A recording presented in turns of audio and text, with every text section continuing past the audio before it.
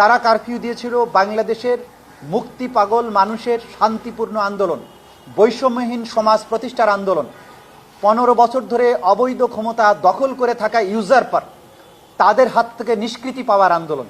সুতরাং কারফিউ দিয়ে জনজীবন রেস্টোর করার জন্য তারা কারফিউ দেয়নি। যারা আন্দোলন করছিল তারা ছিল নিরস্ত্র, তারা ছিল মুক্তিকামী, তারা একটা ন্যায্য দাবির জন্য আন্দোলন করেছিল, যার ব্যাপারে কোনো প্রশ্ন তোলা যাবে না। কারণ জুলাই আগস্টের আন্দোলন, জুলাই চার্টার, জুলাই সনদ এবং রাজনৈতিক দলের ঐক্যমত্যের মাধ্যমে এটা জাতির মুক্তি সংগ্রাম হিসেবে বিবেচিত। এই সংগ্রামকে সন্ত্রাসবাদী আন্দোলন বলার ধৃষ্টতা কেউ যেন না দেখায়, এইটাকে মাথায় ধরে নিয়ে তাদেরকে আর্গুমেন্ট করতে হবে।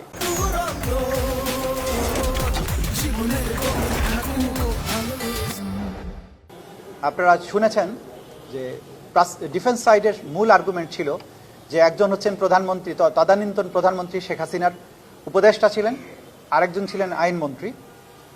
ডিফেন্স সাইডের আর্গুমেন্টের মূল কথা ছিল তাদের রুলস অফ বিজনেস অনুযায়ী তারা নাকি গণহত্যা বা এই সমস্ত অপরাধ করার জন্য তাদের কোনো দায়িত্ব ছিল না। তা আমরা খুব ক্লিয়ারলি আদালত উপস্থাপন করেছি যে সমস্ত টেলিফোন কনভারসেশন হয়েছে আসামি আনিসুল হকের সাথে আসামি সালমান এফ রহমানের, আবার আসামি সালমান এফ রহমানের সাথে জুনায়েদ আহমদ পলকের, এই কনভারসেশনগুলো দিয়ে খুব ক্লিয়ারলি বোঝা গেছে যে সালমান এফ রহমান এবং আনিসুল হক, জুনায়েদ আহমদ পলক তাদের গভর্নমেন্টের ক্যাবিনেটের উপরে তাদের কমপ্লিট কর্তৃত্ব এবং নিয়ন্ত্রণ ছিল।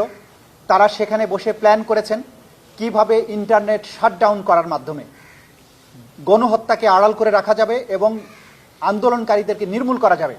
আনিসুল হক সালমান এফ রহমানকে বলছেন যে দুটো পদ্ধতি, একটা হচ্ছে ইন্টারনেট বন্ধ করে কারফিউ জারি করে সব আন্দোলনকারীকে শেষ করে দেয়া, এইটা গণহত্যা চালানোর সবচেয়ে চাইতে স্পষ্ট ইঙ্গিত। দ্বিতীয়টা বলেছেন যে আরেকটা হচ্ছে রিয়াল হার্ম করা, মানে গণহত্যা না চালালেও তাদেরকে এমনভাবে আহত করা বা এমনভাবে দমন করা যাতে করে আর আন্দোলন মাথাচাড়া না দেয়।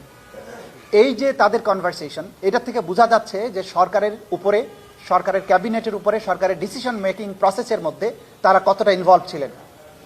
আসামি সালমান এফ রহমানের সাথে জুনায়েদ আহমদ পলকের কনভারসেশন দেখা যাচ্ছে যে তারা প্ল্যান করছেন কিভাবে Facebook, Instagram, YouTube, Telegram, WhatsApp এগুলো বন্ধ রাখা যাবে এবং সেই ব্যাপারে সরকারের কতটুকু সক্ষমতা আছে এবং কতটুকু এই সমস্ত কোম্পানিগুলোকে রিকোয়েস্ট করে বন্ধ করতে হবে।